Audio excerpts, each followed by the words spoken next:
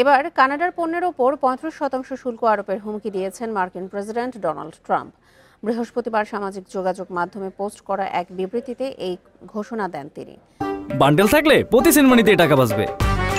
বিকাশ send money bundle কিনে জিতুন প্রতি লেনদেনে। জানান ১ আগস্ট থেকে আরোপ করা হবে এই শুল্ক। কানাডার প্রধানমন্ত্রী মার্ক কার্নিকে উদ্দেশ্য করে এই ঘোষণা দেন মার্কিন প্রেসিডেন্ট।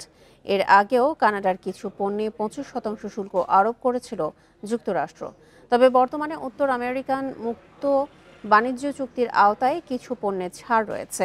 তবে নতুন যে ৩৫% শুল্ক আরোপের হুমকি ট্রাম্প দিয়েছেন তা এই চুক্তিভুক্ত পণ্যের ওপরেও কার্যকর হবে কিনা তা স্পষ্ট নয়।